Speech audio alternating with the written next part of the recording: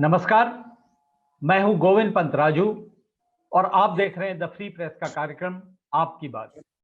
आपकी बात में आज हम चर्चा करेंगे संसद में जो प्रधानमंत्री ने घोषणा की थी किसान जो कानून थे 3 कृषि कानून उनको वापस लेने की जो घोषणा की थी, संसद में एक तरह से उस पर आज मोहर लग गई और वो तीनों कानूनों को वापस लेने का जो बिल था वो राज्यसभा और लोकसभा दोनों में पारित हो गया।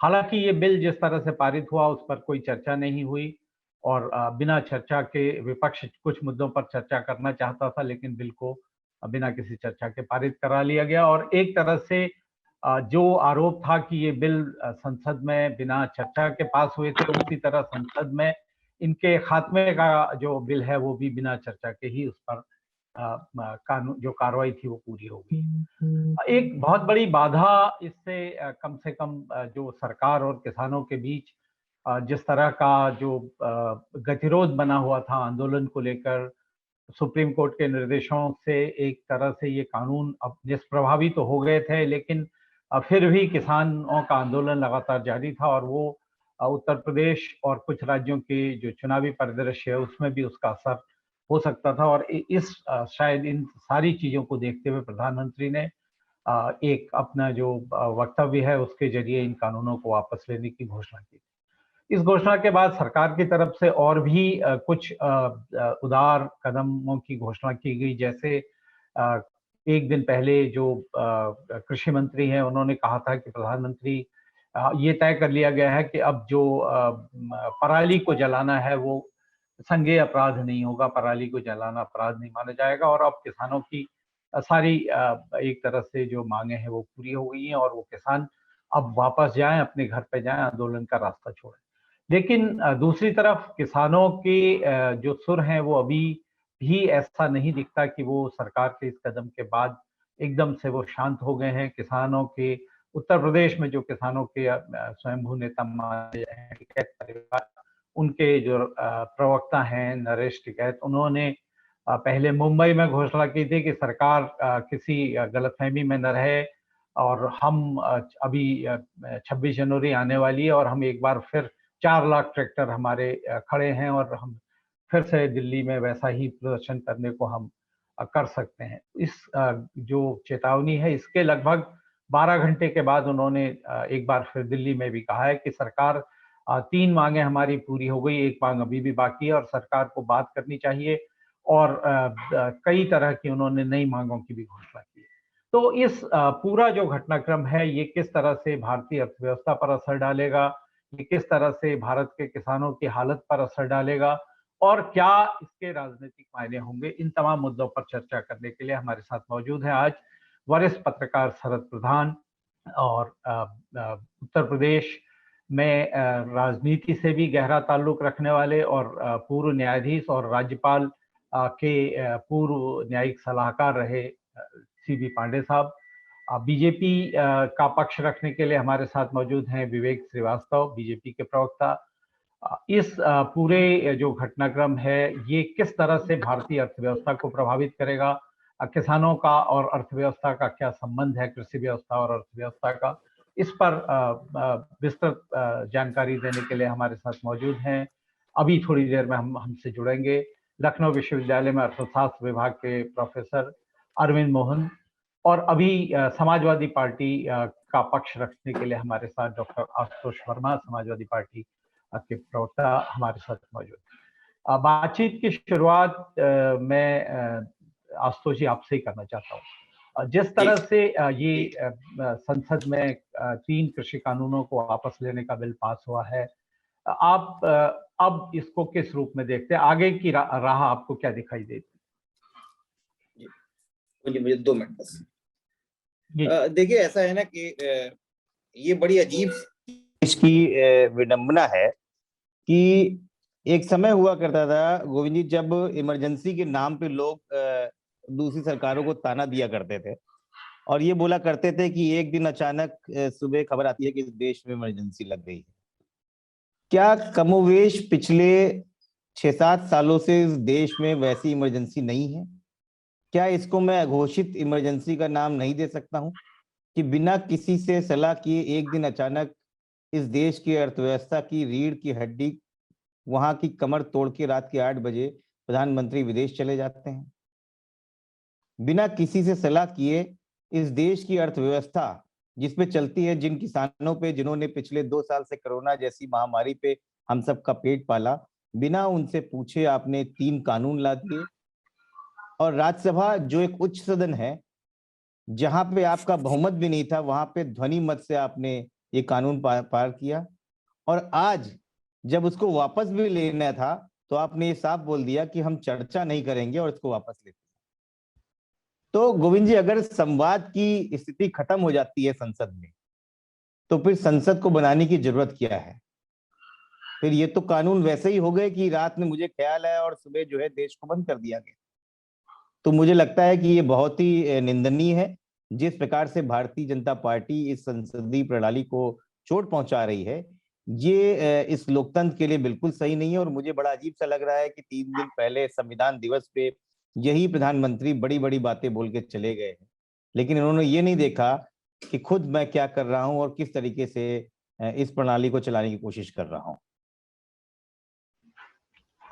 बिल्कुल, कहीं न कहीं जिस तरह से 3 कृषि कानूनों को वापस लेने का बिल संसद में पारित हुआ है, वो कहीं न कहीं ये दिखाता है कि इसमें विपक्ष जिन मुद्दों पर चर्चा करना चाह रहा था, उन मुद्दों पर चर्चा करने का अवसर नहीं मिला और एक तरफा ये बिल वापस लेने की एक तरह से पूरी जो कार्रवाई है वो पूरी हो गई।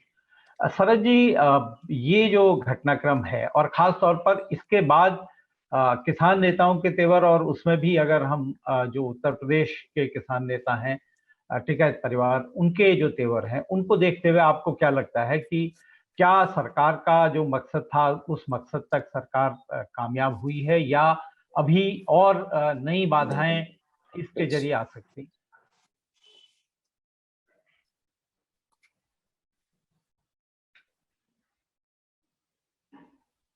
आप म्यूट हैं, कृपया अनम्यूट कर लीजिए।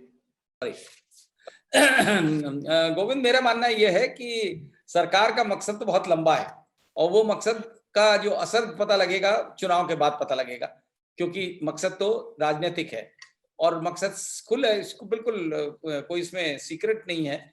मकसद सीधे सीधे ये था कि पश्चिम उत्तर प्रदेश में जो स्थिति बनी हुई है, भाजपा की स्थिति जरा डामाडोल हो रही थी, इसलिए ये स्टेप लिया गया।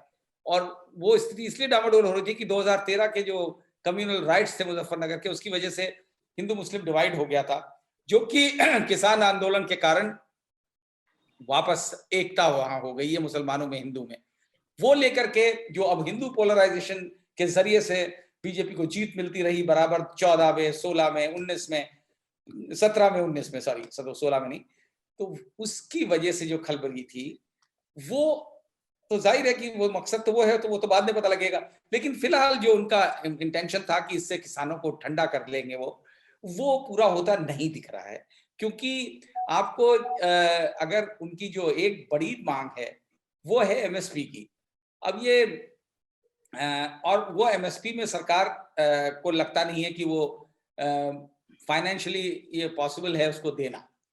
तो इसलिए मुझे नहीं लगता कि ये आंदोलन में ये लोग पीछे हटने वाले हैं। और वैसे भी देखिए, जब आदमी को लगता है कि सरकार, कोई भी सरकार हो, अगर आंदोलनकारियों को लगता है कि सरकार हमारे प्रेशर में आ रही है, हमारी बात सुन रही है, तो जाहिर है वो चाहता है कि हमारी सारी बात पूरी हो। कोई भी आंदोलन हो, आप भी हैं एक्टिविस्ट, आंदोलन ठीक है, ये होता है, गिव इट टेक होता है। मामला है कि ये भी वापस भी जो लिए गए कि साल भर के बाद लिए गए, और उस साल भर में किसानों ने काफी तकलीफें उठाई, लगभग 600 650 किसान की मौत भी हो गई।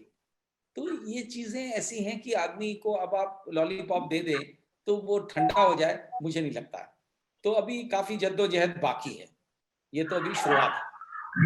बिल्कुल। विवेक जी, आप अनम्यूट कर लीजिए अपने को। जो शरद जी ने कहा कि ये वापस लेना पूरी तरह से राजनीतिक था और बीजेपी इससे राजनीतिक लाभ, बीजेपी को उम्मीद है कि उनको राजनीतिक लाभ मिलेगा। लेकिन जैसे किसान अभी लगातार टिकैत जिस तरह से चेतावनी और चुनौतियां सरकार को दे रहे हैं, आपको क्या लगता है बीजेपी का कितना मकसद पूरा हुआ है अभी तक? देखिए आदरणीय गोविंद जी, प्रधानमंत्री जी ने स्वयं गुरु पर्व पे कहा कि हम इस कानून के बारे में कुछ लोगों को समझाने में सफल ना हो सके, और उन्होंने क्षमा मांगते हुए इन कानूनों को वापस लेने की घोषणा की। उसी के निमित्त आज के दिन संसद में ये सूचीबद्ध था और प्रक्रिया वापस लेने की पूर्ण कर। विपक्ष के हंगामे के बीच ये हुआ। विपक्ष हंगामा करके इस विषय को चर्चा और तमाम अन्य चीजों में लटकाना चाहता था। सरकार ने इसको पास करा करके किसानों से अपना वादा पूरा किया। अब ऐसी सूरत में कोई ऐसा विषय नहीं होना चाहिए जिससे किसान दोबारा धरने पे आगे बढ़ाएं धरने पे, और मेरे ख्याल से किसानों को भी सरकार से बातचीत के रास्ते पे आकर के इस विषय को समाप्त करना। एमएसपी पे भी सरकार कह चुकी है कि हम इस पे एमएसपी खत्म करने का सरकार की कोई नियत नहीं, एमएसपी जारी रहेगी। और सरकार की मंशा भी साफ है, दलहन और तिलहन फसलों पे एमएसपी के दायरे में सरकार नहीं लाया इस बार। इसके पूर्ववर्ती सरकारों ने कभी दलहन तिलहन को एमएसपी के दायरे में नहीं लाया था। इसके पहले केवल गन्ना, धान, गेहूं और उधर हरियाणा तरफ बाजरा ही एमएसपी के दायरे में था, बाकी कोई फसल एमएसपी के दायरे में नहीं थी। तो सरकार एमएसपी का दायरा भी बढ़ा रही है और एमएसपी में सक्षम वृद्धि भी कर रही है। स्वामीनाथन आयोग की रिपोर्ट को लागू करने की तरफ धीरे धीरे बढ़ रही है। ऐसे में किसानों को सरकार की मंशा पर भरोसा करके समिति में जब मुख्यमंत्री भी कह चुके हैं किसानों के प्रतिनिधि शामिल होंगे, तो उस समिति में शामिल होकर के इसको आगे के लिए विषय को बढ़ने देना चाहिए और ये आंदोलन का रास्ता छोड़कर अपने घर। लेकिन जो अभी स्थितियां हैं उसमें ऐसा लगता नहीं कि किसान आसानी से अपने कदम वापस लेंगे। हालांकि किसानों ने ये भी कहा है सरकार को बातचीत के रास्ते खोलने चाहिए और एक तरह से उन्होंने अपनी तरफ से संदेश भी दिया कि वो बातचीत के लिए तैयार है।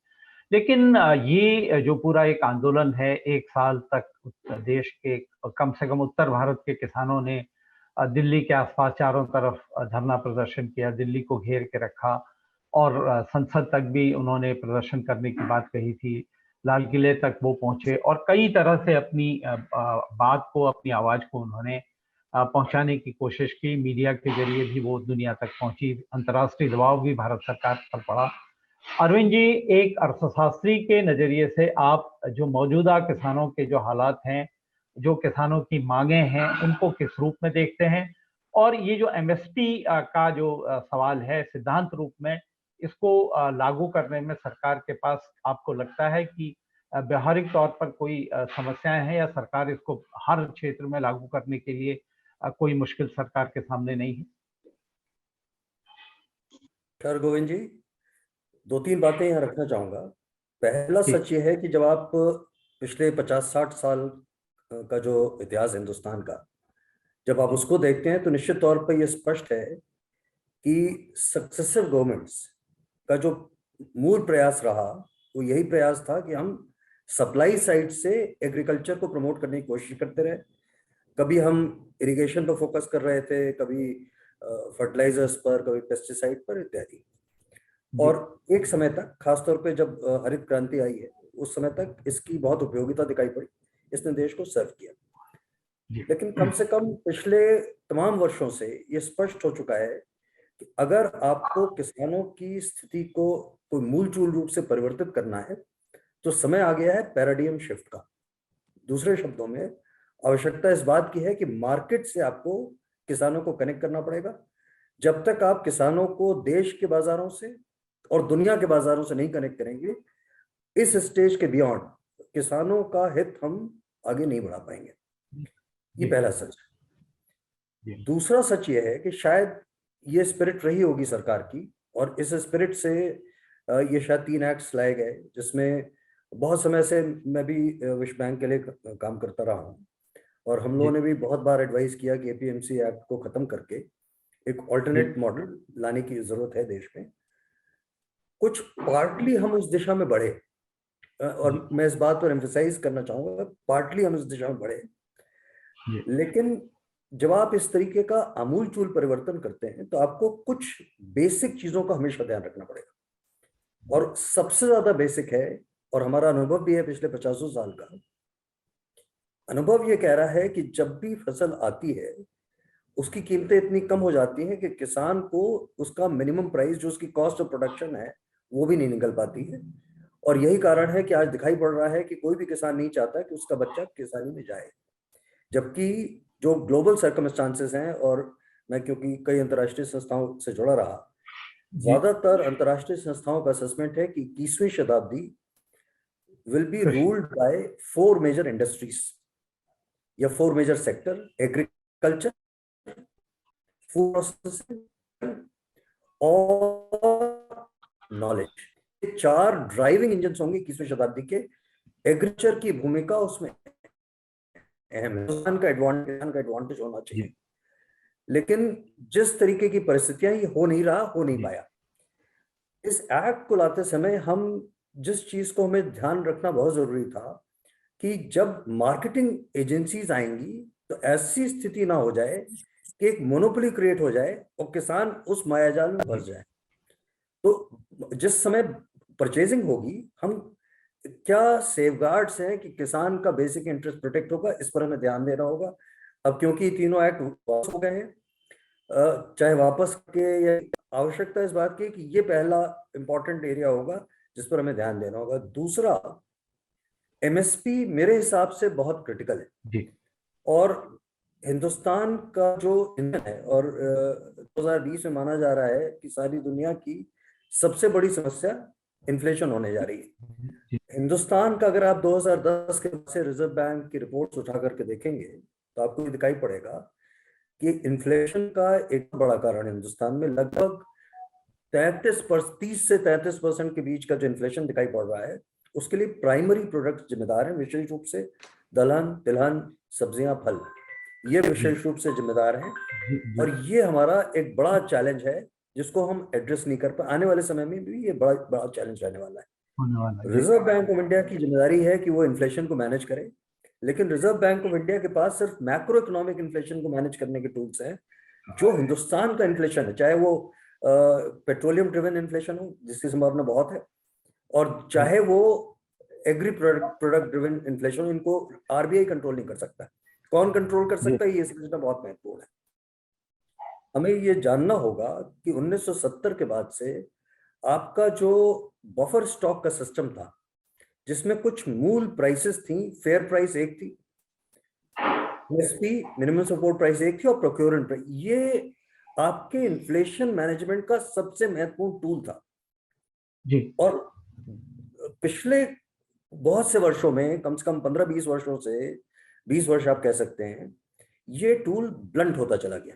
आज की तारीख पे हमारे पास ये टूल अवेलेबल नहीं है, और अगर ये टूल आपने रीजनरेट नहीं किया तो आने वाले समय में आप महंगाई को, इन्फ्लेशन को मैनेज नहीं कर सकते। आज हिंदुस्तान के पास वो टूल नहीं है, इसको रिक्रिएट करना होगा और विजन के साथ क्रिएट करना होगा, क्योंकि जो आपका पुराना टूल है आपको सीधे नहीं क्रिएट हो पाएगा, क्योंकि 2021-2022 का हिंदुस्तान 2070 के हिंदुस्तान से, 2000 के हिंदुस्तान से बहुत फर्क हो चुका है। तो आज हमें उस पर्सपेक्टिव में ये जो बेसिक टूल्स हैं, इनको आपको रिक्रिएट करना पड़ेगा, और ये मुझे फिलहाल एक हिंदुस्तान का बड़ा चैलेंज दिखाई पड़ता है। समय आ गया है कि इन बेसिक्स पर ध्यान दें। एमएसपी बहुत इंपॉर्टेंट है, लेकिन एमएसपी को आपको विजन के साथ लाना होगा, और एक इन्फ्लेशन मैनेजमेंट टूल के रूप में लाना होगा, एक वेलफेयर प्राइस के रूप में लाना होगा, और साथ ही ये सुनिश्चित करना होगा कि जिस समय खरीदी होगी उस समय हमारा किसान ठगा न जाए। बिल्कुल सही बात है।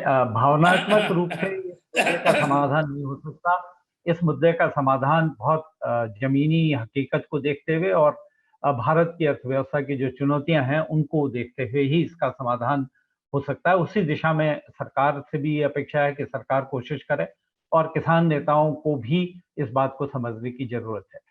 पांडे जी, ये जो घटनाक्रम हुआ है किसान आंदोलन का लगभग 1 साल का, अब पहली बार हमने ये देखा है कि सरकार, संसद के अंदर विपक्ष का कोई जो दबाव था वो काम नहीं आया, विपक्ष की कोई आवाज काम नहीं कर पाई, लेकिन सड़क में जो मौजूद किसान थे उनका जो दबाव था उसने सरकार को कदम वापस खींचने को बाध्य किया।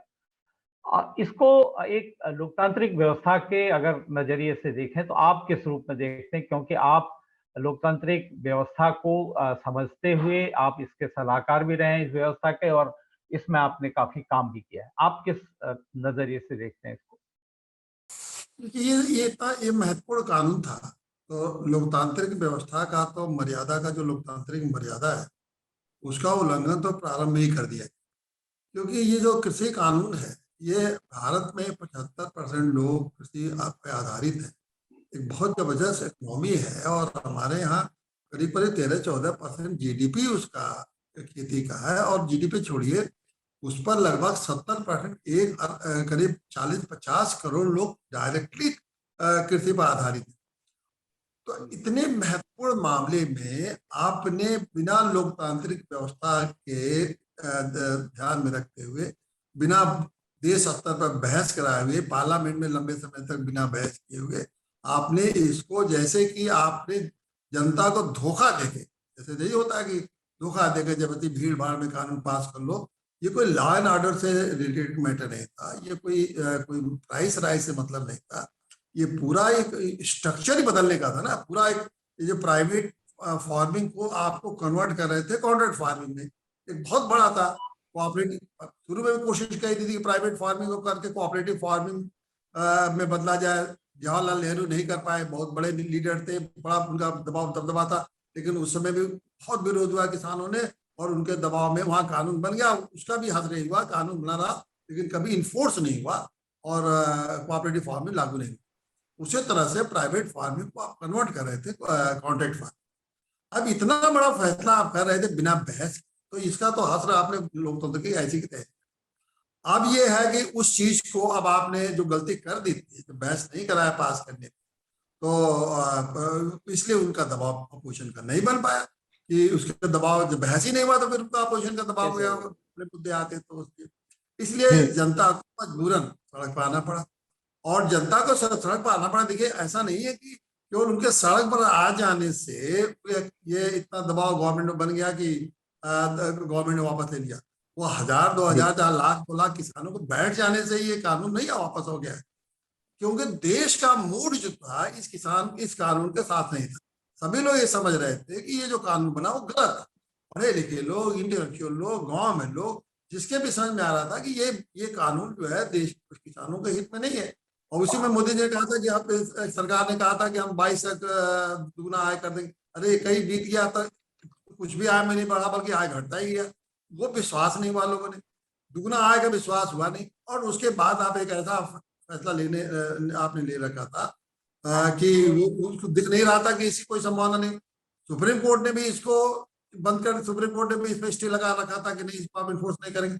सुप्रीम कोर्ट एक कमेटी भी बनाई थी, कमेटी निश्चित रूप से मैं समझता हूँ उस कमेटी ने रिपोर्ट यही दिया होगा, हालांकि उसको ओपन आपने नहीं किया, अगर ओपन इसलिए के नाते नहीं किया, यही रहा होगा कि वो कमेटी की रिपोर्ट में कुछ ऐसी बातें हुई होंगी जो किसानों के पक्ष में होंगी और गवर्नमेंट के खिलाफ रही होगी।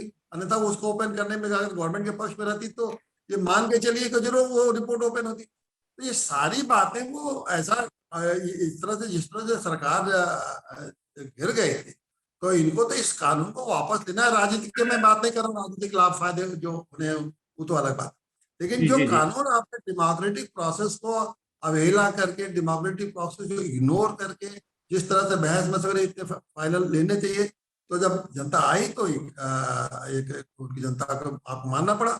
और अल्टीमेटली ये श्रेय तो जनता को ही मिलेगा, किसानों को मिलेगा कि उन्होंने इस धैर्य से इसका विरोध किया और जीते। तो एक बात तो अब तय हो गया, आने वाले समय में भी के लिए हमेशा तय हो गया कि जो फैसला अगर लोकतांत्रिक व्यवस्था में, लोग पार्लियामेंट में नहीं होगा, उसको जनता इस देश की सक्षम है। और जनता उस फैसले को, अगर आप पार्लियामेंट में समझ जाइए, पार्लियामेंट में बहस करिए, पार्लियामेंट में जो बातें उठती हैं उसको उठा के उस कानून को देखिए, कोई भी कानून लाइए तो उसको बहस कराइए, देखिए। और नहीं तो इसी तरह जनता सड़क पर आके चीजों को लड़ेगी और लड़के आपको झुकाएगी और आपको झुकना पड़ेगा।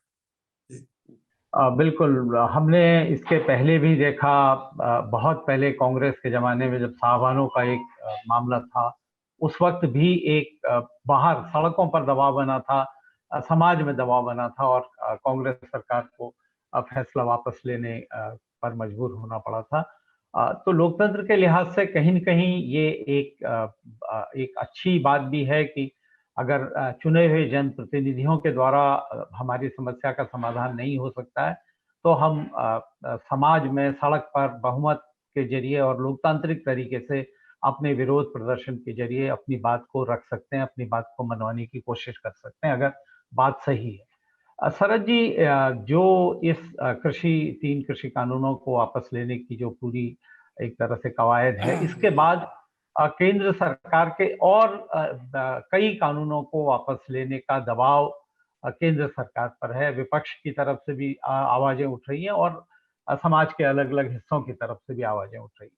आपको क्या लगता है आने वाले दिनों में क्या इस तरह के जो आंदोलन है, इस तरह की जो आवाजें हैं, ये और तेज होंगी और सरकार के लिए एक नई समस्याओं का पिटारा खुलने जा रहा है? नहीं, बिल्कुल ये तो होना काफ़ी लाज़मी है, इस तरीके की बातें क्योंकि उठेंगी। लेकिन मेरा मेरा मानना ये है गोविंद कि मैं इससे सहमत नहीं हूँ, जो आपने अभी कंपैरिज़न ड्रॉ किया शाह बानो और इसमें। शाह बानो वाले केस में कोर्ट का जजमेंट था, जिसको रिवर्स करने के लिए और इस वोट की राजनीति के तहत वो किया गया, जो कि एक गलत स्टेप था। मेरी नज़र में वो बहुत ही गलत था। वो जनता के प्रेशर में नहीं था, वो एक सेक्शन के प्रेशर में था। प्रेशर में क्या था, उनको लुभाने के लिए था और उसकी वजह से राजीव गांधी ने वो कोर्ट का ऑर्डर बदला। यहाँ एक कानून है, जो कानून गलत तरीके से पास किया गया, उसी गलत तरीके से वापस लिया गया। तो इसलिए दोनों चीजें कंपेरेबल नहीं है। और दूसरा, जहां तक इसका सवाल है, जो पांडे जी की बात से मैं बिल्कुल सहमत हूं, जो उन्होंने पॉइंट आउट किया कि जिस तरीके से ये जब करेंगे आप लोकतांत्रिक व्यवस्था को दरकिनारे करके, वन मैन, जिस तरह अब ठीक है, नरेंद्र मोदी जी माने जाते हैं वन मैन आर्मी, और बात भी ठीक है कि आज बीजेपी वही स्थिति हो गई जो किस जमाने में इंदिरा गांधी ने कर दिया था कि India is Indira, Indira is India. तो आज Modi is India and India is Modi. तो जो कि दोनों सूरतों में लोकतंत्र के लिए अच्छा साइन नहीं है। तब भी लोकतांत्रिक व्यवस्था बैठाल दी गई थी और आज की डेट में भी लोकतांत्रिक व्यवस्था से कोई लेना देना नहीं। जो अब लोकतंत्र का अगर देश का रहना है तो लोकतांत्रिक व्यवस्था को, और किसी मकसद से नहीं, अगर ये प्रॉपर तरीके से होता तो ये नौबत ही नहीं आती। क्योंकि अभी अगर आप पॉलिटिकल ऑब्जेक्टिव से जब भी करेंगे तो नुकसान होगा। शाह बानो भी पॉलिटिकल ऑब्जेक्टिव से किया गया था, मुस्लिम्स के वोट के लिए किया गया था, और आज ये इन किसानों के वोट के, वेस्टर्न यूपी के वोट की वजह से किया जा रहा है। दोनों इस नजरिए से बुरे हैं कि लोकतंत्र में ऐसा नहीं होना चाहिए। और इसमें मैं उम्मीद करता हूं कि आगे चल करके इस तरीके की चीजों को रोका जाना चाहिए। उसके लिए जरूरी है कि जो भी आका हैं देश के, वो लोकतांत्रिक नॉर्म्स को, लोकतांत्रिक प्रिंसिपल्स में वापस अपने आप को अडेप्ट कर लें, क्योंकि जो आज की हालत है वो ऐसा नहीं है, दिखता है। बिल्कुल बिल्कुल। लेकिन अगर लोकतांत्रिक व्यवस्था की बात करें डॉक्टर आशुतोष, हमने हाल के वर्षों में देखा जब बीजेपी विपक्ष में थी संसद के अंदर, उसका जो व्यवहार था वो वैसा ही था जैसा आज के विपक्ष का है। तो क्या हम लोकतांत्रिक जो हमारी जो संसदीय व्यवस्था है उसके क्षरण के लिए ये सत्ता को जिम्मेदार हमको ठहराना चाहिए या सारे राजनीतिक दलों की इसमें बराबर भूमिका आप देखें? देखिए, मैंने जैसे कि गोविंद जी पहले वक्तव्य में कहा कि BJP is a new Congress, और शायद सत्ता का चरित्र ही इस तरीके से है जो आम जन की आवाज को अपने तक आने से पहले फिल्टर कर लेती है कि उसके मतलब की चीज है तो वाह वाह, वरना जो है हम इग्नोर करेंगे। अभी भारतीय जनता पार्टी जो नैरेटिव बनाने के लिए कानूनों के लिए कहा, हम किसानों के हित में थे, हमने उनकी बात सुनी और मुझे सही लगी तो मैंने वापस ले ली, अब किसान आंदोलन बंद करो। तो ये ज्यादातर अफसोसजनक है, यही बातें फैलाई जा रही हैं। लेकिन अगर हकीकत में देखिए, जब विज्ञान भवन में पहली मीटिंग संयुक्त किसान मोर्चा की और केंद्र सरकार के साथ में हुई, तो उसमें उन्होंने प्रमुख 6 मांगे रखी थी। उन प्रमुख 6 मांगों में किसान कानून को वापस लेना भी एक मांग था। सिर्फ वही एक मांग नहीं थी, एमएसपी को कानूनी अधिकार दिलाना पहली मांग थी। उसके बाद विद्युत अधिनियम संशोधन जो 2021 में है, उसको ड्राफ्ट वापस लेने का था। उसके बाद जो एनसीआर में वायु गुणवत्ता प्रबंधन वाला था, उसमें किसानों को जो है वो सजा दे दिया पराली के लिए, वो था। उसके साथ ये भी था कि जो हमारे ऊपर केस लगाए जा रहे हैं, उस समय एनएसए का केस लगाया जा रहा, वो वापस किया जाए। जो अभी की 6 मांगे हैं, उसमें वो 700 किसानों की जो शहादत हुई है उनको रिइंबर्समेंट करने के लिए, और साथ में लखीमपुर हत्याकांड के जो दोषियों को हटाने की बात कही है, ये जोड़ी गई है। तो भारतीय जनता पार्टी ये कोशिश कर रही है कि अब जो ये आंदोलन हो रहा है ये राजनीतिक बैकअप के, लेकिन व्यवस्था ये नहीं है। नए सवाल जान रही है, सवाल आ रहे हैं और नए सवालों का सामना सरकार को भी करना पड़ेगा। विवेक जी, आपको क्या लगता है, आपकी सरकार कितनी तैयार है इन नए सवालों के समाधान के लिए? विवेक जी, अनम्यूट कर लीजिए अपने को। देखिए गोविंद जी, आज कृषि कानून वापस हो गए और सरकार किसानों की तमाम मांगों को लेकर के गंभीर है। उस पर कमेटी बनाई जा रही है, उसमें किसान प्रतिनिधि भी शामिल होंगे, आगे इस पर चर्चा होगी और उन सारी समस्याओं के समाधान की तरफ सरकार आगे बढ़ेगी। ये कोई एक दिन की समस्या नहीं और एक दिन में सुलझने वाली समस्याएं भी नहीं। इतने दिन हो गए देश की आजादी के, इसमें बहुत काम होना था, बहुत हुआ, बहुत अभी सरकार को करना है, तो सरकार उस दिशा में आगे बढ़ रही। ऐसे में कोई ये अपेक्षा कर ले कि नहीं साहब हमको दे दीजिए तभी हम घर जाएंगे, ऐसी हठधर्मिता ठीक नहीं। दोनों पक्षों बिल्कुल ठीक है, दोनों पक्षों को थोड़ा तालमेल के साथ काम करना चाहिए। अरविंद जी, एक सवाल ये उठता है, सरकार ने जब ये कानून, प्रधानमंत्री ने जब कानून वापस लेने की बात कही थी, तो उन्होंने ये भी कहा था कि हम एक समिति बनाएंगे। ये समिति कृषि और कृषि से जुड़े बहुत सारे मुद्दों का एकमुश्त समाधान करने की कोशिश करेगी। आप कितने आशान्वित हैं इस तरह की समिति से किसी समाधान के लिए? देखिए, 2 चीजें बहुत महत्वपूर्ण हैं। समिति थोड़ी ज्यादा इंक्लूसिव होनी चाहिए, उसका जो कॉन्स्टिट्यूशन होना चाहिए थोड़ा वाइडर, ये बहुत अहम मसला है जी। पहला सच है। दूसरा सच है कि रिफॉर्म तो देश को चाहिए, रिफॉर्म आपको लाना होगा और इस मैटर को रिविजिट करना ही पड़ेगा आपको, क्योंकि ये देश का भविष्य है और कृषि हमारा सबसे बड़ा, इस शताब्दी का सबसे बड़ा इंस्ट्रूमेंट है, जैसा कि मैंने पहले भी कहा। आपको इसको विजिट करना पड़ेगा, लेकिन एक समिति 3 आदमी की जो जिसने पहले आपको मदद किया इस कानून को बनाने में, एक तो वो लोग नहीं होने चाहिए, बिल्कुल नई समिति होनी चाहिए और ज्यादा इंक्लूसिव होनी चाहिए। किसानों का भी रिप्रेजेंटेशन एडिक्वेट होना चाहिए इस तरीके की कमेटी में, तभी आप इसको आगे ले जा पाएंगे। और जो बातें मैंने पूर्व में कही थी, मुझे लगता है उनको आपको सैक्रोसेंट मान कर, उसको अगर आप सैक्रोसेंट मान के करेंगे तो निश्चित तौर पर हम किसी सही दिशा में आगे बढ़ पाएंगे। बिल्कुल सही बात। बहुत गंभीर ये मुद्दा है और इसके लिए सतही समाधान की नहीं बल्कि वास्तविक और गंभीर समाधान की आवश्यकता है। पांडे जी, आपको क्या लगता है, सरकार का जो जिस तरह का कार्यकाल ये रहा है और जिस तरह की मोदी एक बड़े फैसले लेने के लिए भी जाने जाते हैं, क्या ये उम्मीद है आपको कि ये समिति के जरिए सरकार कृषि के क्षेत्र में कोई बड़े बदलाव लाने के लिए कोई प्रयास कर सफल होगी? कृषि के क्षेत्र में बड़ा बदलाव तो लाना ही पड़ेगा। देखिए, ये जरूरत है, समय की मांग है। कृषि क्षेत्र को आप कानून वापस करके वहीं के वहीं नहीं छोड़ सकते हैं। जो रिफॉर्म है, बल्कि मैं तो ये कहूंगा कि जो सुधार लाने हैं और तेजी से लाना और बिना संकोच के, इसमें हाथ की बात नहीं सोचना है। ये देश की इसमें जरूरत है, और जरूरत है कि हमें कैसे किसानों की जो आय बढ़ाने का मोदी जी ने कह रखा है कि दुगुना आय किया जाए। तो क्या एक ही मेजर नहीं है ना कि कॉन्ट्रैक्ट फार्मिंग, ये तो एक तरीका आपने एक बना रखा है, और भी बहुत सारे तरीके हैं। आखिर में हमारे प्रोडक्शन ये हालत है कि हमको खाने को नहीं मिलता, आज हमारे पास सरप्लस प्रोडक्शन है। तो जो तरीके अपना के हम सरप्लस प्रोडक्शन यहाँ पे पहुंचाए ना कि हमारे देश में आज खाद्यान्न की कमी नहीं है, सरप्लस प्रोडक्शन। देखिए, हम 1 साल से लोगों को मुफ्त में राशन दे रहे हैं, तो सरप्लस प्रोडक्शन है, नहीं तो कहाँ से देते, तो देते नहीं। तो एक अच्छी बात है। तो अब ये सोचना चाहिए कि ये वैकल्पिक हमें और कौन से तरीके हैं जिनके लागू करके तेजी से किसानों के हालात को बेहतर करें। अगर और एक बार मैं बार बार कहता हूँ कि देखिए, एक तो किसानों को जो प्राइस है वो तो उनको मिलना ही चाहिए, जो रिजनेबल, जितना लागत उसे मिलना चाहिए। लेकिन जो सबसे बड़ी बात मैं बार बार कहता हूँ, उस पर अभी किसी का ध्यान लोगों का जाता नहीं है, और खासकर के इकोनॉमिस्ट का भी प्लान मेकर, तो उनका भी ध्यान नहीं जाता है कि जो किसानों को जो बर्डन पड़ता है ना, मान लीजिए किसान के आपने डबल प्राइस कर, किसान का 10,000 रुपया कमा रहा है और 20,000 उसको इनकम होने लगा, आपने कर दिया, ठीक है, तो इस पर आपको लगा कि हमने तो दूना कर दिया। लेकिन अगर उसके किसान के जो खर्चे हैं, दवाई का, घर का, बिजली का, छोटे शादी का, ब्याह, महंगाई बढ़ गई है, जिम्मेदारियों के जो खर्चे हैं अगर चौगुना बढ़ गए तो वो तो फिर बिल्कुल वही सही बात गरीब, है, बिल्कुल सही बात है। और स्वामीनाथन बर्डन कमेटी की जो रिपोर्ट थी उसमें इस पक्ष को बहुत गंभीरता से इसको एड्रेस भी किया गया था। हालांकि कोई भी सरकार उसको उस रूप में लागू अभी तक नहीं कर पाई है।